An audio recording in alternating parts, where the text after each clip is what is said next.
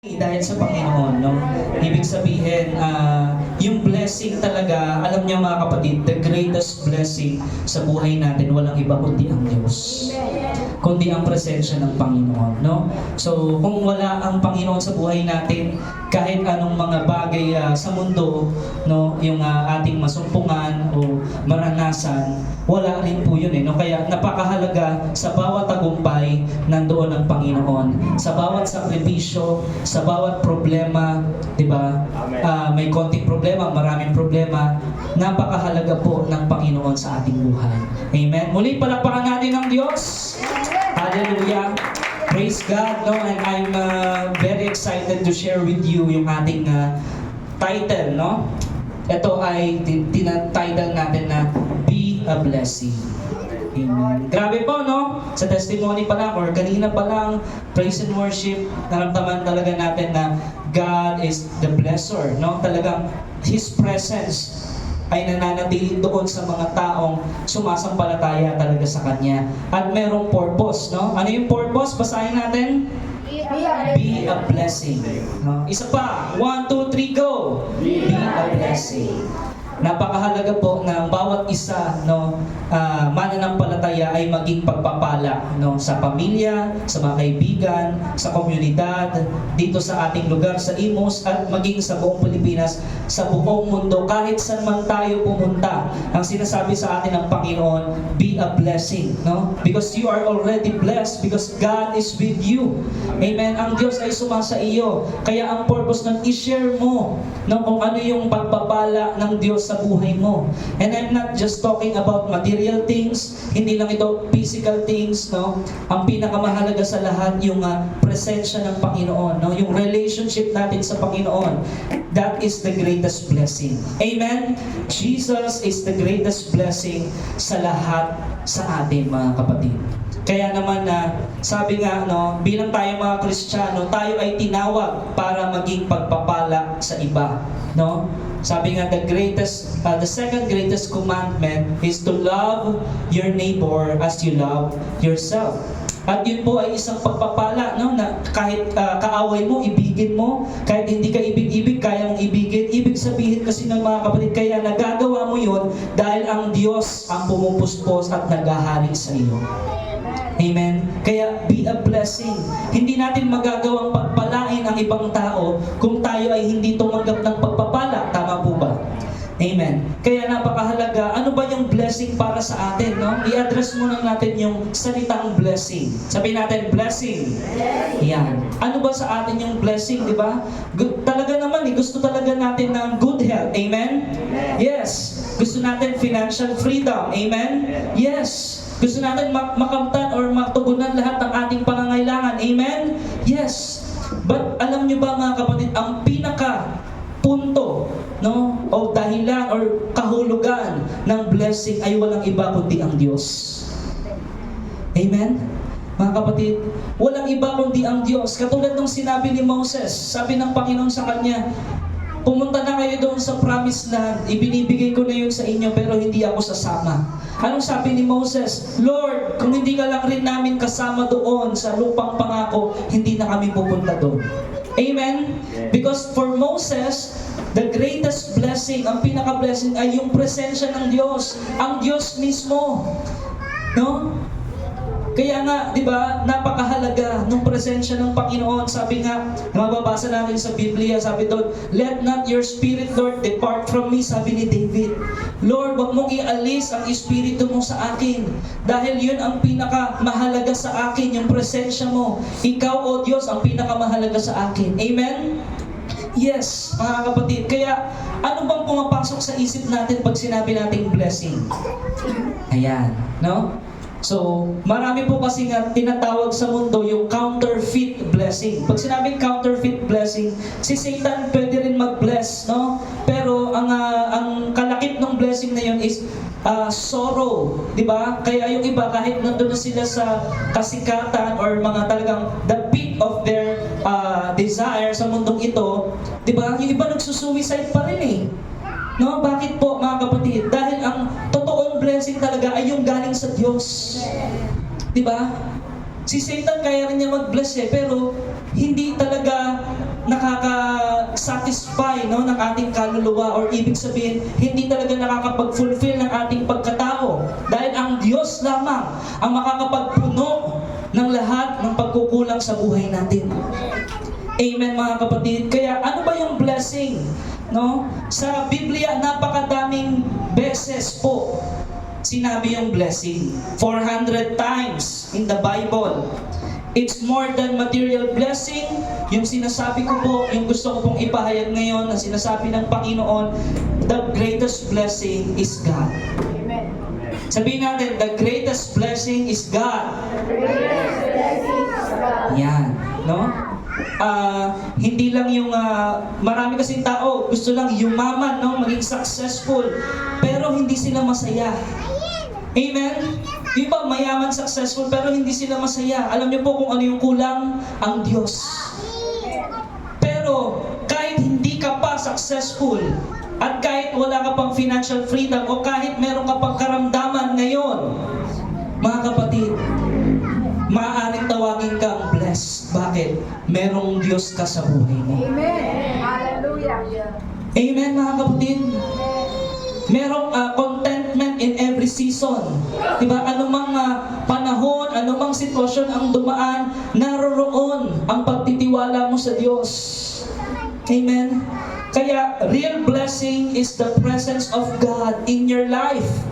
Amen? Basahin muna natin Genesis 12 verse 1. Anong sabi ng Diyos kay Abraham? No, sa King James Version, nais ko pong basahin. Sabi doon sa Genesis 12:1, now the Lord had said to Abram, Abram pa pangalan niya nito, no, hindi pa Abraham.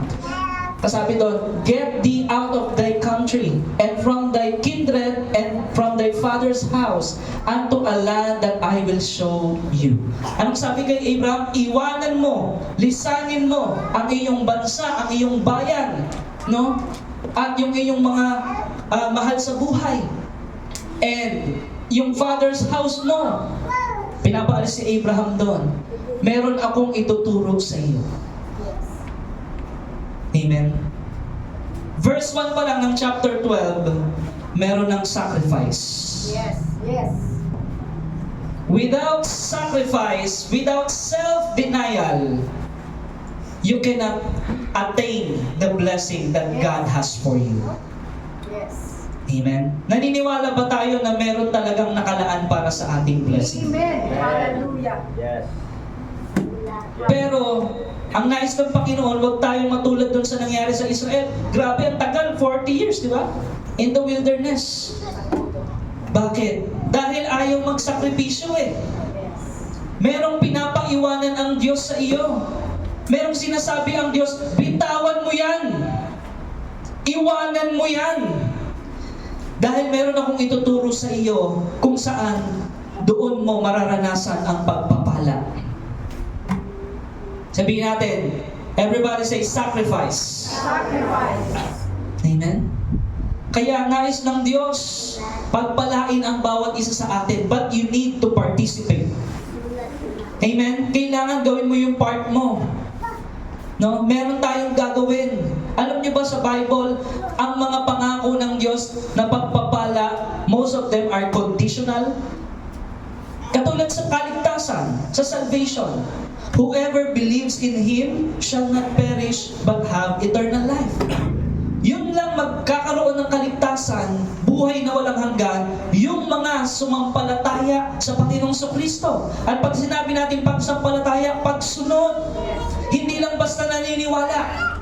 Amen? Merong pinanghahawakan kang salita ng Diyos na iyong nilalakaran at sinusundan. Ang tawag po doon pananampalataya. Yes. At nagpapakita iyon, kapatid, na ikaw ay tunay na merong buhay na walang hanggan. Meron pong mga ebidensya sa buhay natin, no, na nakikita ng mga tao sa paligid natin na tunay nga na tayo ay na kay Kristo. No? Iba yung relihiyoso ka lang, di ba? Uma-attend ka lang ng church, pero walang transformation, walang pagbabago. Iba po yun. No? Ang tawag ng Panginoong Jesus doon, mapagkunwari o mga hipokrito. Ang gusto ng Panginoon, no, yung tunay na pananampalataya. You surrender to God. No, sabi kay Abraham, lisanin mo ang bayan mo. Isipin mo, mga kapatid, no? Doon na andun yung comfort zone eh. Sabihin natin, comfort zone. Yan. No? Yung malaking pagpapala pala sa atin ng Panginoon, kadalasan, mga kapatid, iaalis ka sa comfort zone. Yes. Amen. Yes. Ang malaking pagpapala para iyong maranasan, kailangan hindi doon sa komportableng sitwasyon. Yes. Kasi merong tinuturo ang Panginoon. Amen? Kaya sabihin natin, participate. Ayan. Sinasabi ang Lord sa atin, no? Gawin ninyo yan. Ito yung gawin natin. Merong direktiba ang Diyos. Merong revelasyon ang Diyos sa bawat isa sa atin. Katulad kay Abraham. Pero kung hindi niya ginawa yon, sa tingin niyo, mararating niya ba yung pagpapala? No. Hindi po, mga kapatid. Kaya napakahalaga yung faith. Sabihin natin, faith. Faith. Yan. Ang pananampalataya at pagsunod, mga kapatid, hindi pwedeng paghiwalayin yan. No? Kung sinasabi mong may pananampalataya ka, nakikita yung pagsunod mo sa Diyos. Amen. Amen. Amen? Kaya participation, a genuine faith will result to obedience. Ang totoong pananampalataya ay makikita sa iyong pagsunod sa Diyos. No? Kapag ikaw ay nanatili sa presensya ng Diyos, kapatid, ibig sabihin, grabe, magiging pagpapala ka kahit saan ka man pumunta.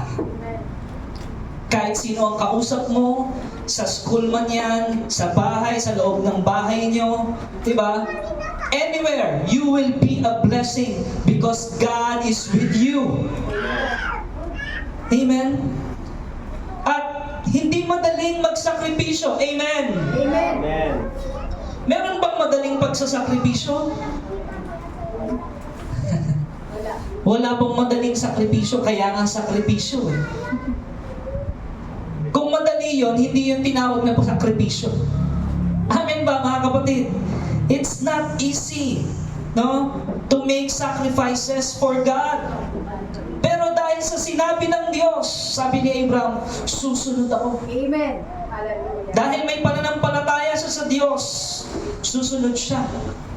Isipin mo your father's house, your country, lahat na nandoon, pamana, amen, comfort zone, lahat ng pangangailangan ni Abraham nandoon.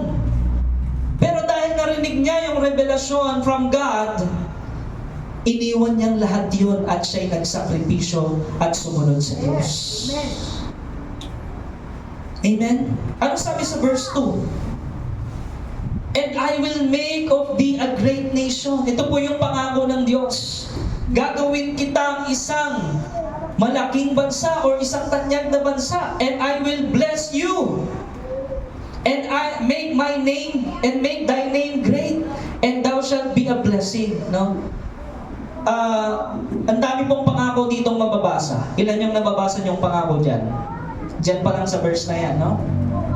Una, I will make you a great nation. Amen? Yes. 1. Number 2, and I will bless you. Yes. Two. Number 3, I will make your name great. Amen. Yes. No? Great. Number 4, thou shalt be a blessing. Amen.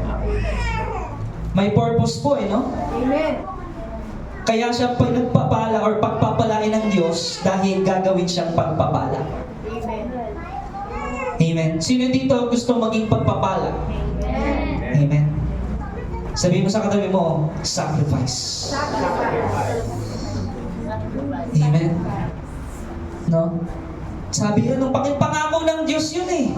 Pero kung walang sacrifice, matutupad pa sa buhay mo? Yes. Hindi po. Because the condition is for you to follow Jesus, you need to deny yourself. Amen. Hallelujah. You need to take up your cross. Sacrifice po. Amen? And that's the time you can follow the Lord.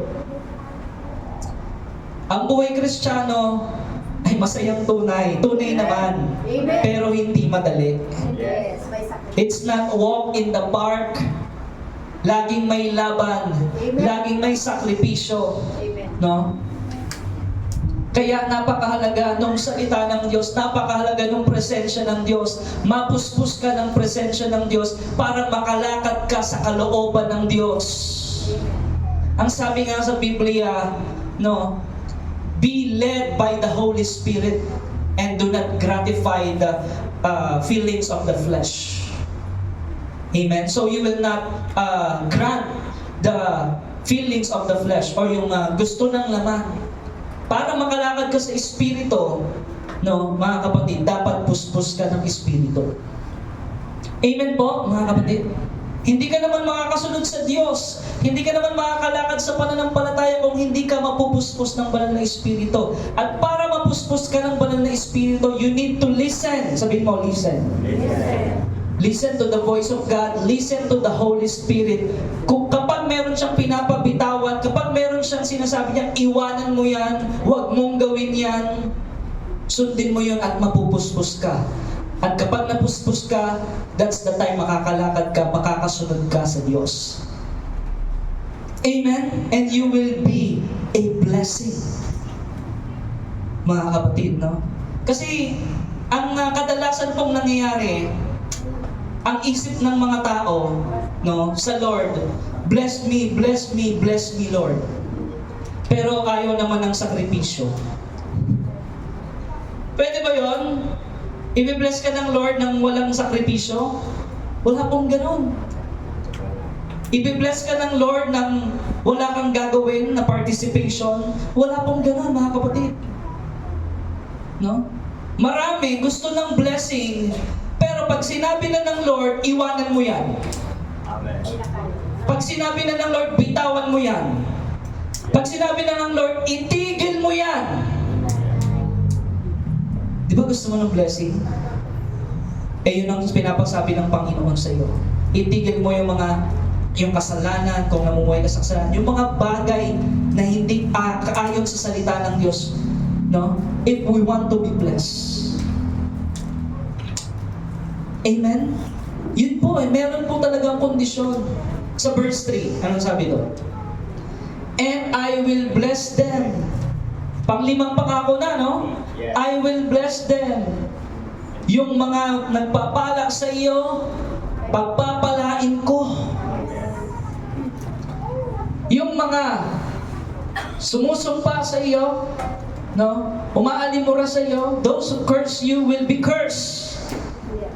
Anong pangako ng Panginoon? Divine protection. Andun yung guidance, andun yung protection ng Panginoon. Isn't it a blessing? Amen?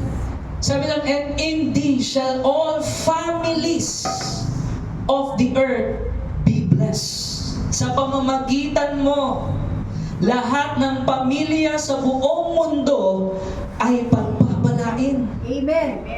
Ilan na yan? 7. From verse 2 to verse 3. 7 pangako, 7 pagpapala ang sinabi ng Diyos. Amen. Yes. 7. Pero makakamtan ba ni Abraham yon kung hindi niya gagawin yung verse 1?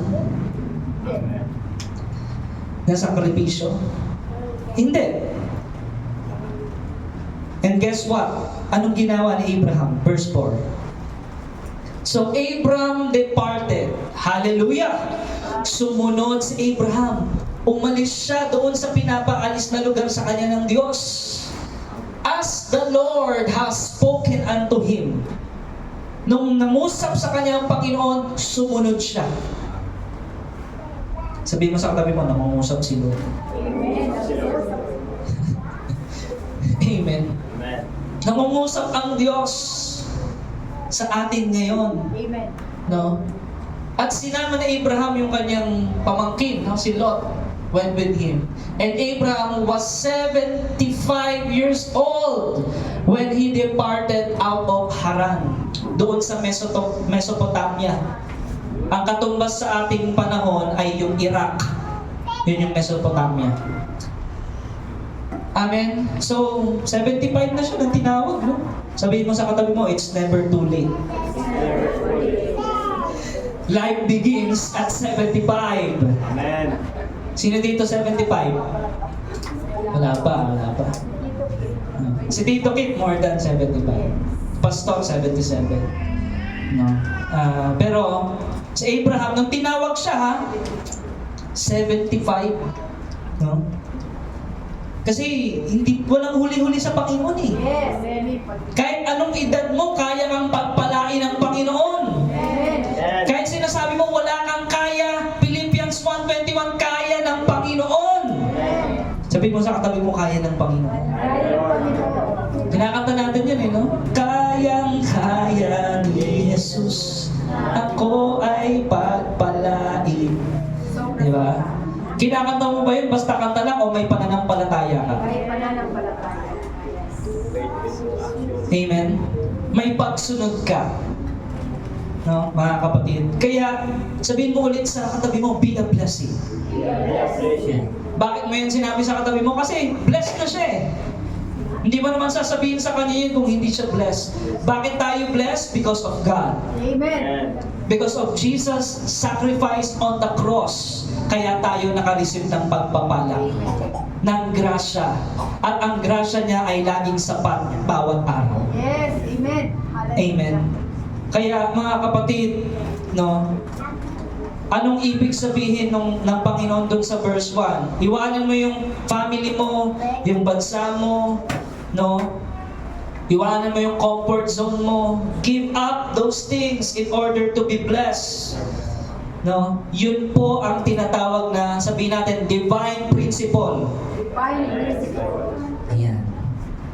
No? Divine. Ang dami pong turo ng Panginoon yung prinsipyo na nais ng Diyos nating lakaran. No? Bakit? Kasi kapag nilakaran natin, sinundan natin yung divine principles of God, we will be blessed even more. Sabihin natin more. More. Sabihin natin there is more. There is more. Alam niyo ba mga kapatid na ang dami pang gustong ibigay sa atin ng Diyos. Amen. Amen. Napakarami pang gustong ibigay sa atin ng Panginoon. Nga lang, ano yung kondisyon? Sacrifice and obey the principles of God. Amen. Sino dito willing mag-sacrifice Amen. for God, no? Amen. Amen. Parang di sure yung iba, no? Sabi ng Lord, iwanan mo muna yung girlfriend mo, hindi mo pa time. O yung boyfriend mo. Kasi, mapapahama ka kapag tinuloy mo yan. Yes. Kaya mo bang iwanan? Lord, siya po ang buhay ko. Yun ba yung sinasabi mo? No? Kapatid, divine principles. Sino ulit gusto ma-bless? Amen. Amen? Sacrifice. Yes. And obey. Tingnan mo, kapag hindi tayo sumunod sa Lord, anong napapala natin? Lahat tayo nakaranas niyan. Amen! Walang exception dito. Yes. Naranasan natin na sundin yung ating sarili, yung kagustuhan natin, Yes. at tayo ay napahamak. Mas lalo pang lumala kasi sinunod natin at hindi tayo nakinig sa Diyos. Pero mabuti ang Diyos. Siya'y noon, ngayon at magpakailanman, hindi siya nagbabago. Siya'y napakabuti. Binibigyan ka niya ng many chances.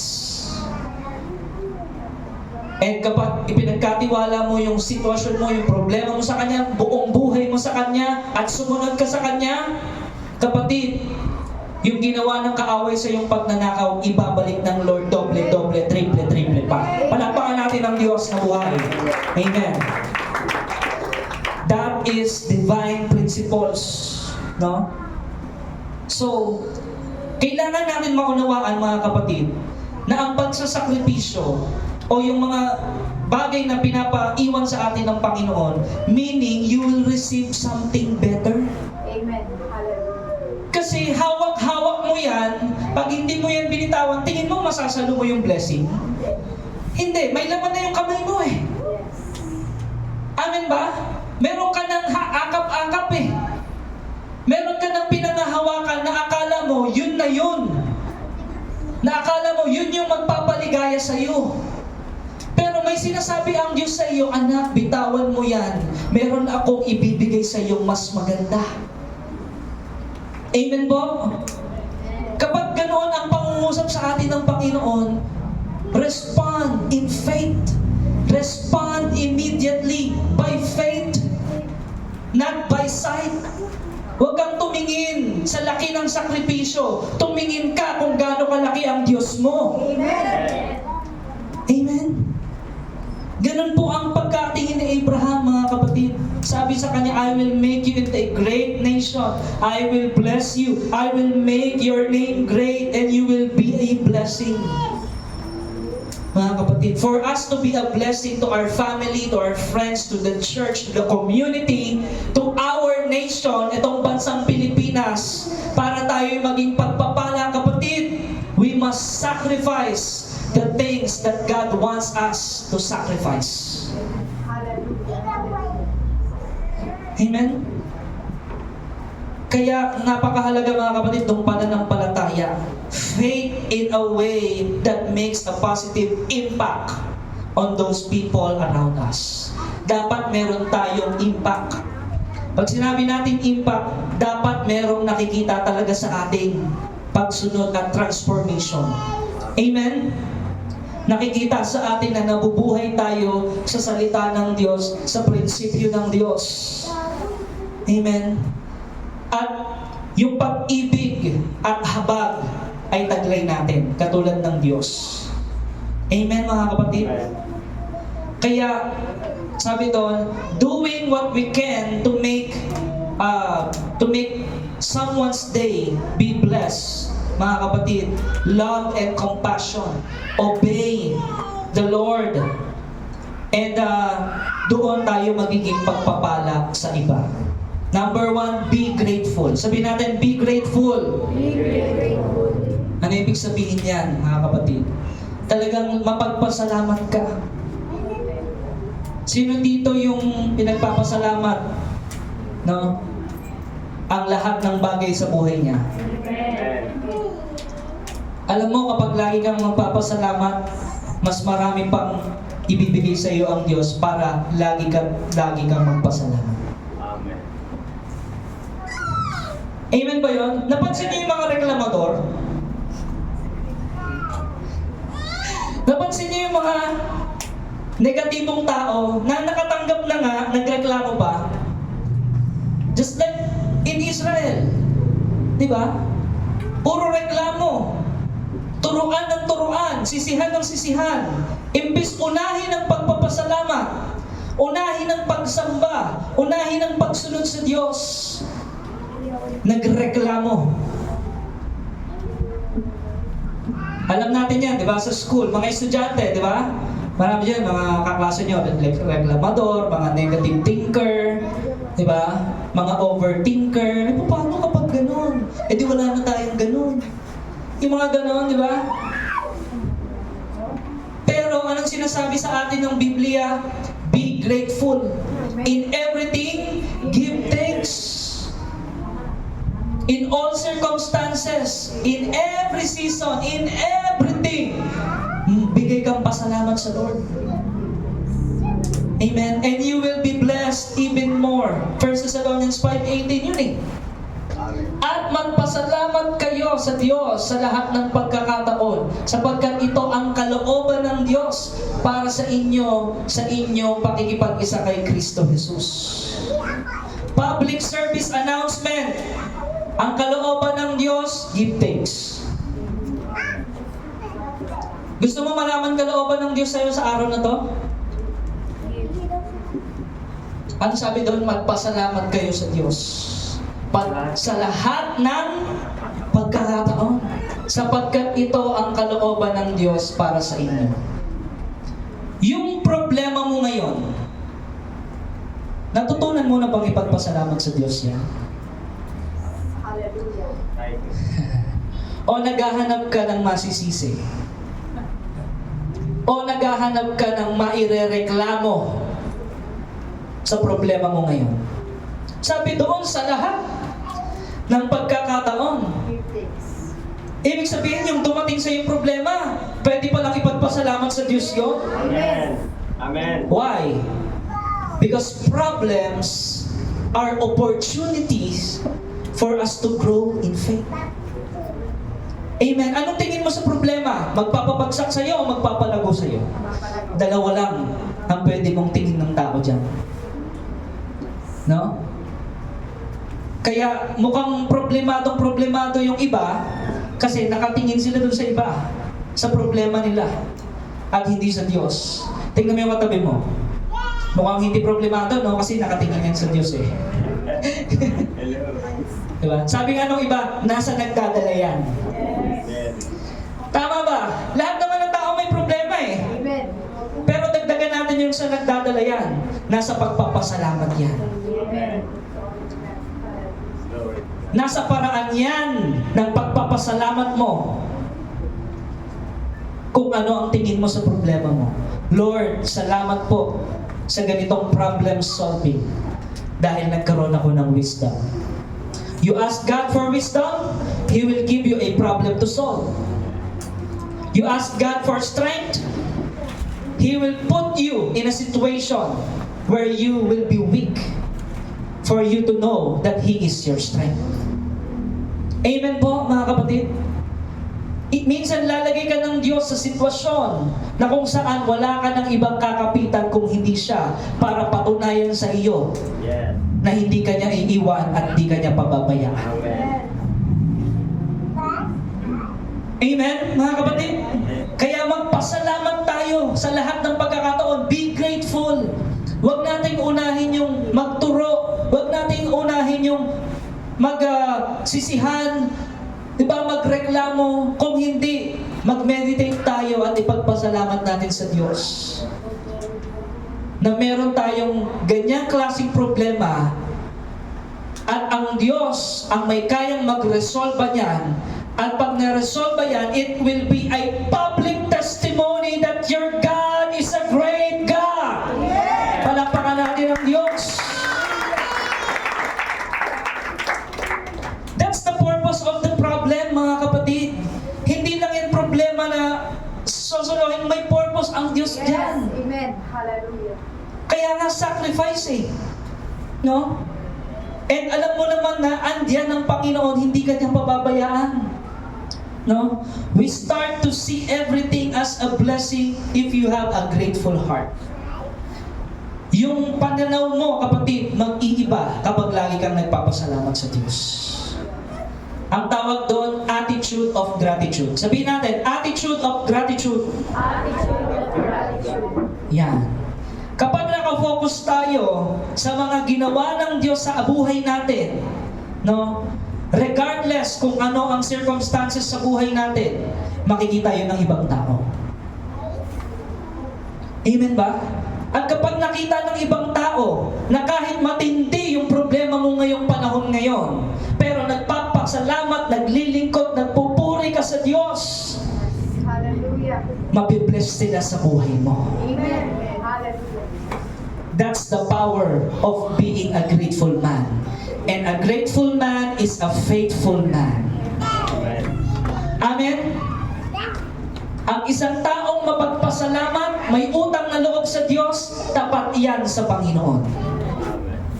Amen? Kaya attitude of gratitude, mga kapatid, 1 Peter 3:9, anong sabi doon?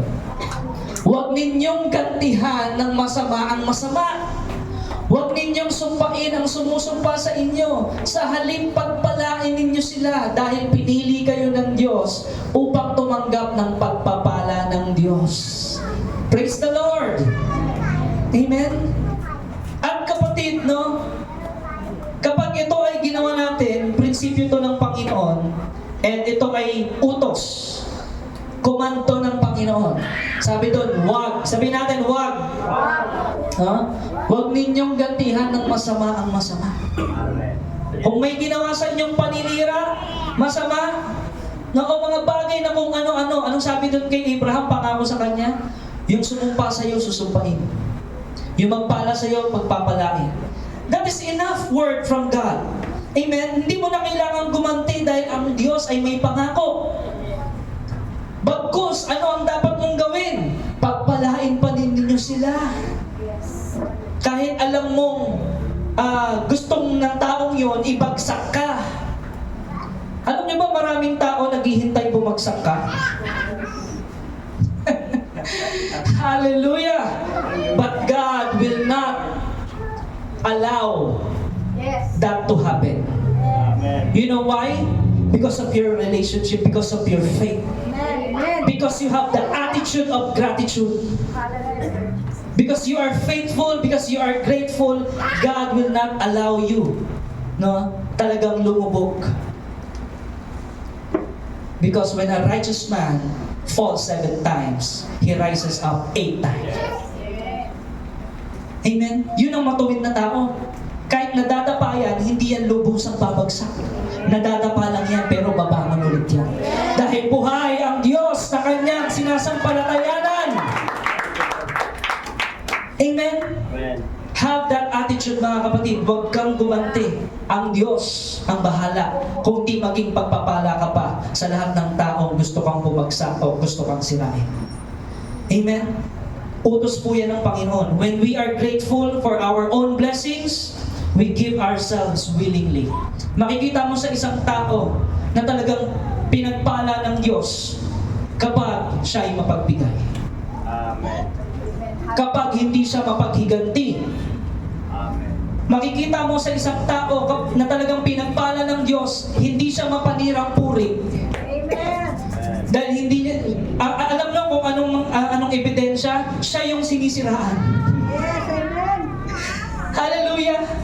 Kasi, bakit ka sinisiraan? Kasi pinagpala ka ng Diyos eh. Yung mga unbeliever, maraming sisira sa iyo. Bakit? Kung sira ka na ba, may sisirain pa ba? Wala na eh, sira na nga eh.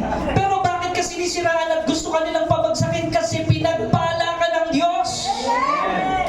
Praise God! Tama po ba ang Panginoon? Yes. Kaya, do not repay evil with evil, insult with insult. Bayaan mo, bagkus pagpalain mo sila, ipag-pray mo sila. Amen. Hallelujah. Kung minura ka nila, sabihin mo, God bless you. Yes. Hallelujah. Amen. Kung sinaraan ka nila, huwag kang gumanti. I-bless mo sila. Amen. At dapat kang matuwa kung nakakatanggap ka ng mga paninira. Ibig sabihin nun, napakaganda ng buhay mo. Dahil sa Panginoon. Palakpakan natin ang Diyos. Praise God. Amen. It will not be a chore o a burden. Hindi bigatin yon. Yung mga insulto, yung mga bagay na paninira sa iyo, hindi mabigat yon. Bakit? You are blessed. Magaan ang buhay sa Panginoon. Yes. Amen. Number 2. No? Giving your time and resources. Sabi nga sa Biblia, it is blessed to give than to receive. Amen? Totoo naman, pinagpala yung tumanggap. Amen? Pero mas mapalad yung nagbibigay. Acts 20 verse 35. Ang sabi doon, sa lahat ng pagkakataon, ipinakita ko sa inyo sa pamamagitan ng ganitong pagtatrabaho, ay dapat din yung tulungan ang mahihina. Amen? Kung alam natin walang kaya yung kapatid at tayo'y pinagpala ng Diyos, sabi doon, tulungan yung mahihina. Alalahanin natin ang mga salita ng Panginoong Hesus, higit na pinagpala ang nagbibigay kaysa tumatanggap. Amen. Kapag ang isang tao mapagbigay, it is a declaration of abundance. It is a declaration that you are blessed because you are being a blessing. Amen po? So, ganun po yun. Halimbawa, may problema na sinabi sa atin, di ba? Huwag nating sabihin na, kapatid, huwag mo akong istorbohin, problema din ako eh. Hindi ganun. Alam mo kung bakit ikaw yung nilapitan? Kasi nakita niya, pinagpala ka ng Diyos. Amen. Sino yung nakaranas dito, nilapitan siya ng tao? Amen. Amen. It's a sign na nakikita nila that you are being blessed by the Lord. At kapag lumapit sa iyo, mga kapatid, pangunahin, itaas mo ang Diyos. Amen. No? I-share mo yung naranasan mo sa Diyos para siya ay matuto rin sa prinsipyong inaral ng Diyos sa atin. Sabihin natin, give. Give. Ayan. That is the word number 2. Give our time. Amen? Bakit tayo nandito ngayong umaga? We give our time for the Lord. If it's time for God, it's time for God. Ang sa Diyos ay para sa Diyos. Amen? We give our money. like our tithes and offering, if it's for God, it's for God. It's not for us. Amen? At kapag nilakaran mo yung principle na yon, you will be blessed even more. No? Your resources, your talents, amen? Kapag binigay mo yun sa Panginoon, kapatid, lalo kang pagpapalain. No? Kapag we can donate money, no? Halimbawa, meron tayong kapatiran, di ba? Na nangangailangan ng donation, halimbawa, namatayan, amen? Or nasalanta, nasunugan, be a blessing. Yes. Amen po mga kapatid. May papakita natin doon yung pag-ibig ng Panginoong Kristo, no? Kaya, giving our time by doing things like helping out a homeless shelter, no? Visiting a sick person in the hospital, amen?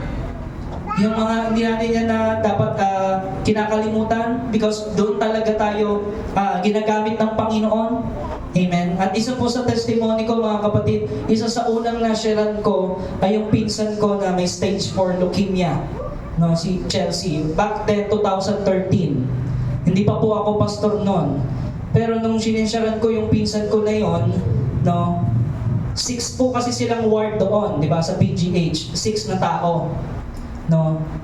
And it started, nakita nila, lagi kaming nagpe-pray. Lahat po nung taga doon, tinawag ako na mag-pray daw. Glory to God. Bakit nila ginawa yon? Hindi ba sila marunong mag-pray? O may nakikita sila habang nagpe-pray kami? Amen. Kapangyarihan ng Diyos. Amen? Hindi pa po ako pastor noon. Meron po akong naging kaibigan doon kasi edad ko, ang pangalan niya ay James. Meron din siyang leukemia. At ang tawag niya na sa akin ay pastor. 2013. I was around 18 or 19 years old back then. No? Yun na yung tawag niya sa akin. Pero hindi pa ako pastor noon. Sabi ko, wag mo ako tawag pastor. Hindi naman ako pastor eh. No? Kasi sinesaran ko rin sila ng gospel. And little did I know, come 2019, that I will be a pastor. Meaning, ginamit yung 2013, yung tao na yon, ng mouthpiece to prophesy where I am going. Amen.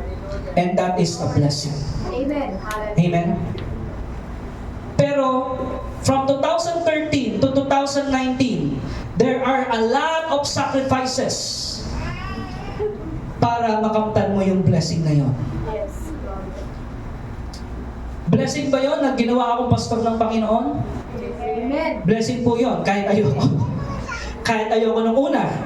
No? Kasi nga, I know the responsibility of being a pastor. No? At mas lalo ko pa talagang naintindihan yun nung nag-seminar na, nag-training na. Grabe po. No? Pero, alam niyo po kung ano ang fulfillment doon mga kapatid. Napakasarap palang maglingkod talaga sa Panginoon. Amen. Amen. Wala kang pagsisisi, no regrets, no anything negative, kundi lahat, it is all worth it. Because God is worthy of our praise. God is worthy of all our worship. God is worthy of all glory. God is worthy, kapatid, ng buhay na dapat ialay natin. Amen? Because again, the greatest blessing sa buhay natin, walang iba kundi ang Diyos mismo. Amen. Glory. Amen? Kaya, sabi doon, give your time, giving your time and resources. Sacrifice po yan mga kapatid. No, meron tayong participation for us to be blessed even more. No, we can give directly to people. We can give not only in church, no, but those in need. Kung ano man ang kailangan nila, shoulder to lean on, time, advice, your talents, your time, your effort, or your money. Those gestures, mga kapatid, nagpapakita lamang na ikaw ay pinagpala ng Diyos. Amen? Kaya, nakakasigurado ako mga kapatid, ang bawat isa sa atin dito ay pinagpala ng Diyos. And be ready, gagamitin ka ng Panginoon para sa mga mas malaki pang pagpapala. Amen. Hebrews 13:16. Basahin natin. Sabi doon sa Hebrews chapter 13, verse 16, do not neglect to do good and to share what you have. No, sabi sa King James, do good and to communicate, forget not. Huwag niyong kalimutang gumawa ng mabuti. For such sacrifices are pleasing to God. No? Sabi doon, such sacrifices, God is well pleased. Lahat ng sakripisyo natin, di ba? Dumanas ka ng hirap, gutom, puyat, pagod, pero para lahat sa Panginoon yon, Amen. God is well pleased. Amen? Sakripisyo. No? Yung katulad sa mga magulang, di ba? Isusubo mo na lang, ibibigay mo pa sa anak mo dahil nagmamahal ka. Amen po.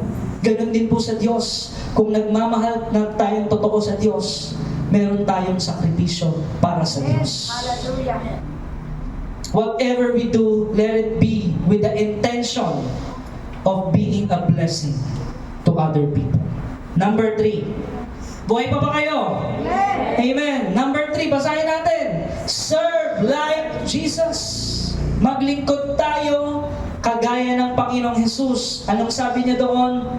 Matthew 20, verse 28. Sapagkat maging ang anak ng tao ay naparito, kundi upang paglingkuran, kundi upang maglingkod at ialay ang kanyang buhay sa ikatutubos ng marami.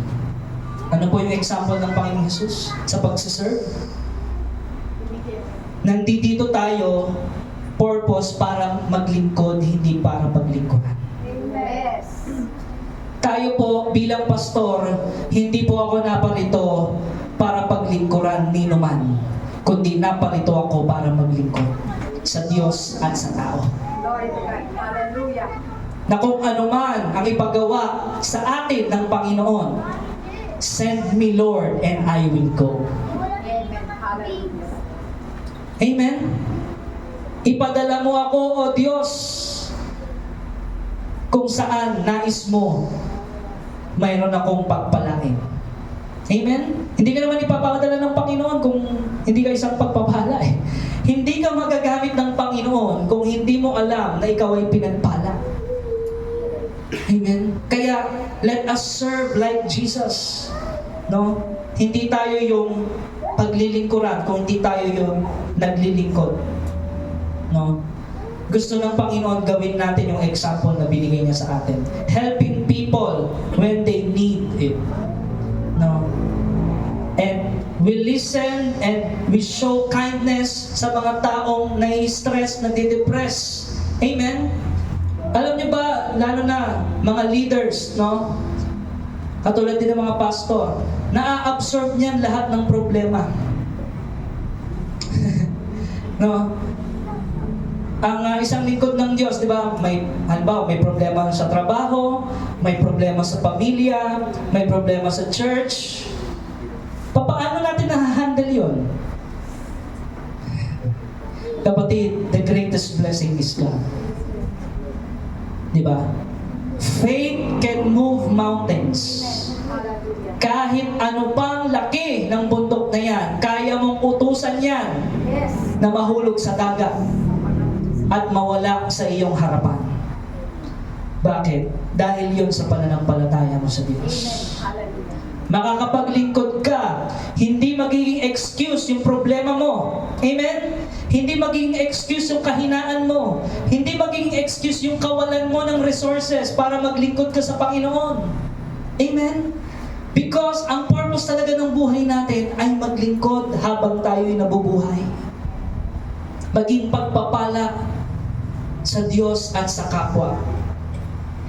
Amen, mga kapatid. Luke chapter 6 verse 31. Ang sabi doon, gawin ninyo sa inyong kapwa ang nais ninyong gawin nila sa inyo. Amen. Serving others will make them feel good and make us feel loved. Mga kapatid, no? Kaya, andito pa rin yung principle ng sowing and reaping. Magtanim lagi tayo ng mabubuting bagay. Amen. Number 4. Ayan. Basahin natin. Be a good example. Tayo'y dapat bilang mga Kristiyano ay nagiging mabuting halimbawa. No?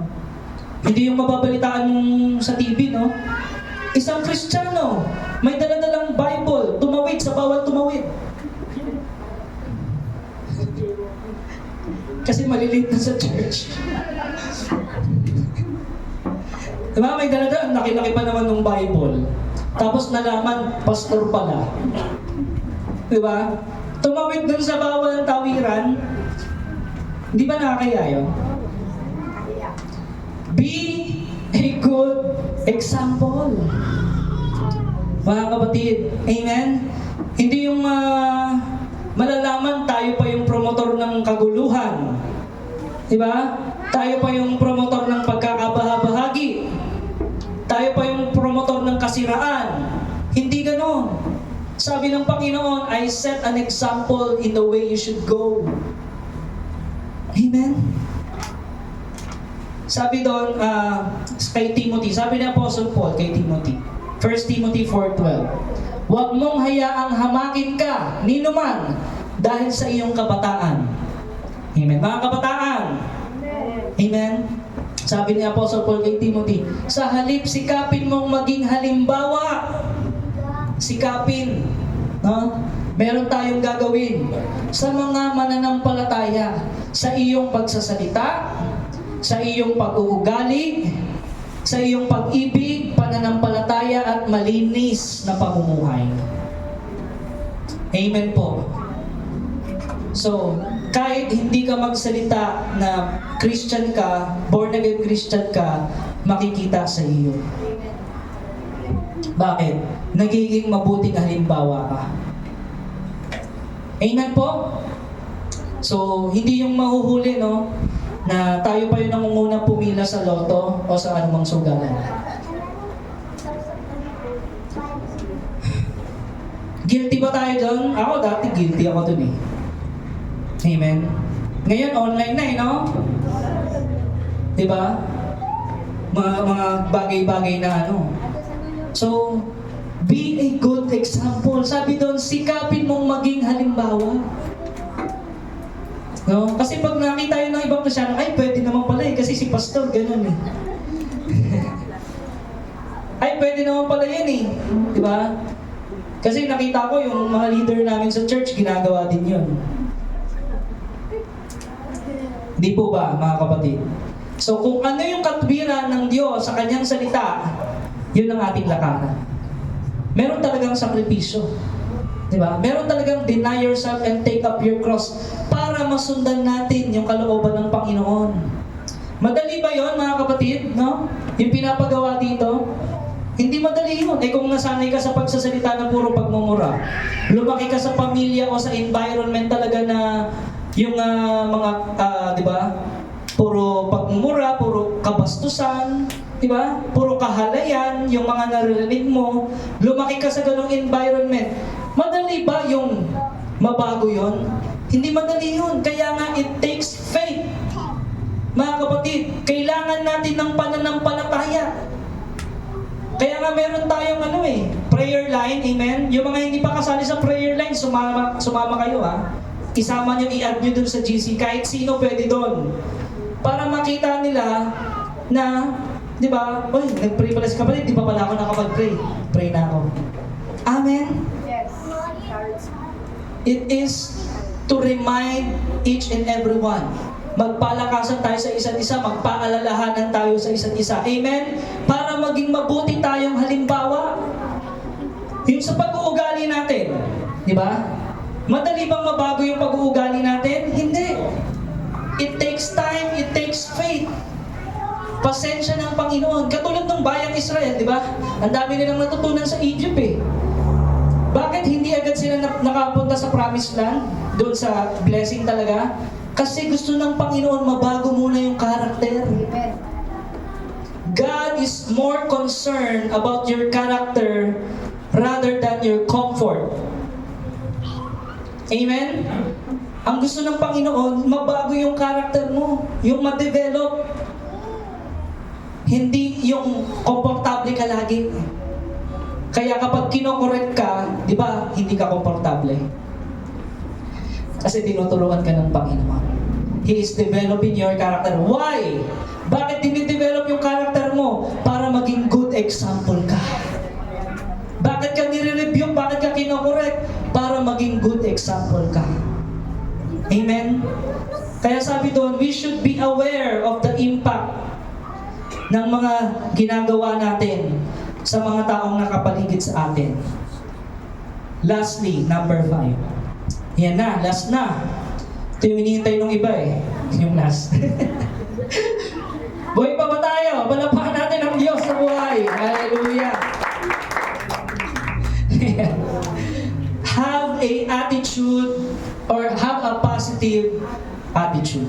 Ano yung positive attitude, mga kapatid? Ano pagkakaintindi natin dito?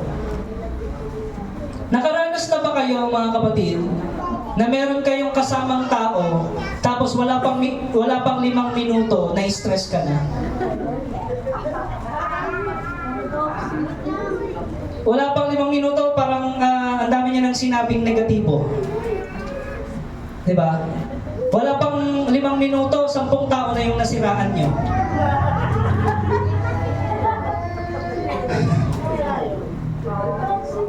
Diba? Grabe, toxic yun eh.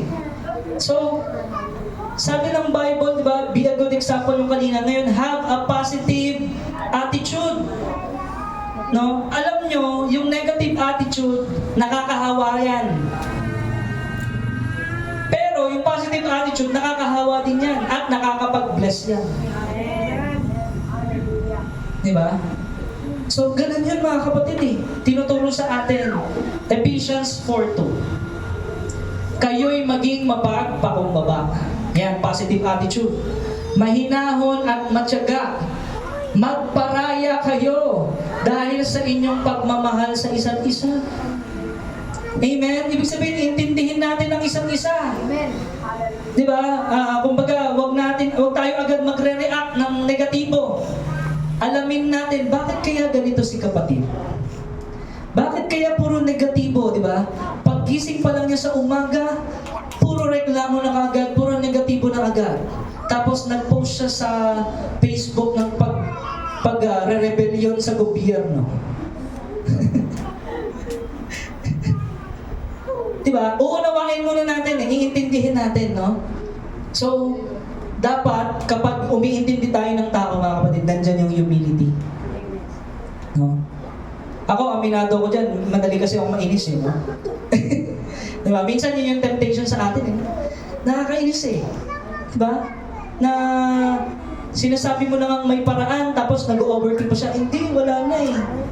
Paano kapag ganito? Paano kapag ganyan? Hindi pa man nangyayari na picture niya na ganun yung mangyayari. Negatibo! Diba? Sunday pa lang ngayon, nandun na siya sa Friday. Iniisip niya na yung Friday. Pero Sunday pa lang ngayon. May mga ganun ba kayong kakilalang tao? Amen? Huwag mo siyang tignan. Hindi, wala naman dito yun eh. Ha? Wala sa DOCGM yun eh. Naniniwala ba kayo doon? Wala sa DOCGM yung negatibo. Amen? Lahat dito, positive attitude. Amen? Palagpalaan natin ang Panginoon. Amen? Hallelujah! Ha? Kasi yung negative people, mga kapatid, talagang mauubos yung energy mo dun eh. Diba? Yung lahat na lang ng nakita niya, walang maganda. Puro pangit. Diba? Hindi man lang nagpasalamat sa Lord. Puro reklamo. Diba? Kapag ganun yung kausap mo, diba? Nakaka-drain. Diba? Parang grabe tong taong to, no? Ano kayang almusal nito? Para maiwasan ko. No? Parang ganun eh. So dapat mapagpakumbaba tayo, intindihin natin hanggang sa kaya natin, no? Mahinahon tayo, matyaga tayo, magparaya tayo. Willing ba tayo mag-sacrifice, mga kapatid? Amen. Para ma-release natin yung positive attitude. Amen? Kaya sabi doon, with all gentleness, humility, patience, bearing with one another in love. Yun ang tunay na pag-ibig eh. Intindihin mo siya. No? Kaya nagpapasalamat ako sa asawa ko kahit marami akong topak, iniintindihan ko. Praise the Lord! Amen! No? So, ganun po yun eh. With all humility, pagpakumbaba, hinahon, di ba? Magparaya. Yun ang totoong nagmamahal. At ang totoong nagmamahal sa Diyos at sa kapwa niya, lagi yan nagre-release ng positive attitude. Amen. Hallelujah. Lagi yan nagre-release ng good news. Amen. No? Hindi yung pagkakita nyo lang, alam mo ba sis? Alam mo ba bro? Grabe. Si ganito pala, ganon. Wala pang 1 minuto yun ha. May 2 tao na kayong nasiraan. Negatibo na yun eh. Amen? Ngayon, ikaw bilang Kristiyano, anong gagawin mo? Sis, imbis na pag-usapan natin yung mga mapapangit na bagay, alam mo, ipag-pray natin sila. Ikat natin to, pag-pray natin, o di kaya puntahan natin, kausapin natin. Yes. Baka sakaling makatulong tayo. Hallelujah. Di ba? Yun ang positive attitude. No? Hindi yung dinugtungan mo, hindi yung dinugtungan mo ba, ay oo nga, alam mo ba, meron pang isang kwento dyan eh. Na nakarating sa akin sa kaliwat kanan. Dinugtungan mo pa ng negatibo. Ngayon, parehas na kayong negatibo. Pag parehas na kayong negatibo, may magiging pagpapala ba doon? Walang pagpapala doon. Sarado ang langit sa pagpapala kapag ganun. Amen. Philippians 2:4. Pag malasakitan ninyo ang kapakanan ng iba. Ayun! Isipin mo yung kapakanan ng iba at hindi lamang ang inyong sarili. Alam niyo yung temptation lagi sa atin, no? Kahit tayo mga Kristiyano na, no? Yung maging makasarili. Temptation yan eh, no? Na dapat ma-mature tayo, ma-overcome natin yan. Paano mangyayari yon? Maging mapagmalasakit tayo. At lagi nating isipin yung kapakanan ng iba. Kapag ganun yung mindset mo, hindi ka magiging makasarili. Amen po ba, mga kapatid? Hallelujah. Diba? So, ganun po yun eh. Lagi natin tinitingnan yung kapakanan ng iba. Bakit natin nakikita yung mga bagay na yun para sa kapakanan ng iba? Kasi alam mo, pinagpala ka na eh. Amen. Hallelujah. Diba? Kasi kung ang tingin mo sa sarili mo, hindi ka pinagpala, magiging makasarili ka nga. Ay, akin lang to. Amen? Pero kung alam mo, deep in your heart and your mind, that you are blessed by the Lord, hindi ka magiging makasarili. Amen, mga kapatid. No? Kaya, not looking to your own interests, but each of you to the interest of others. Malalaman ng tao, mga kapatid, kung talagang ikaw ay kay Kristo o hindi. Sa pamamagitan ng buhay natin. Amen? Paano tayo makisama, magsalita, paano nagagawa ba natin yung pagmamalasakit, nagagawa ba natin yung pag-unawa, pag-intindi, doon natin maipapakita na tayo ay kay Kristo. Yes, aminin natin, limitado tayo. Amen. Amen. Meron talagang mga tao nakakainit ng ulo. Amen. Kahit mga propeta, naranasan yan eh. Yes. Amen. Si Jeremiah, kung nabasa niyo yung panaghoy, naranasan niya yun.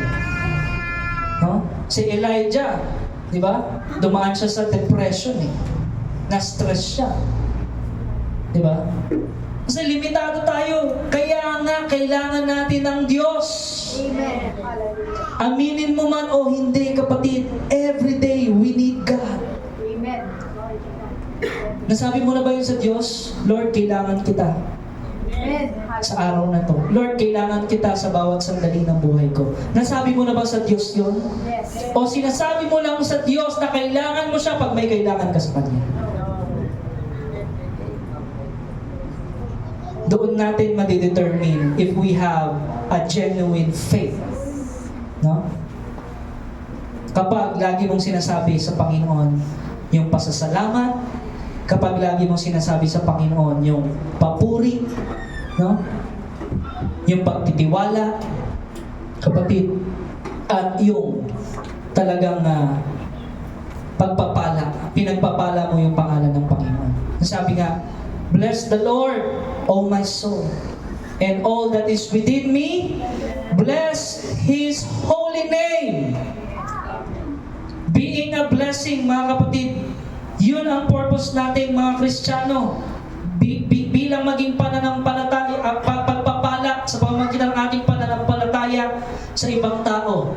Hindi ito madali, kapatid, pero ito ay talagang worth it. Ibig sabihin, wala kang pagsisisihan kapag sumunod ka sa Panginoon na maging pagpapala ka sa iba. Katulad ni Abraham, amen, naging blessing talaga siya.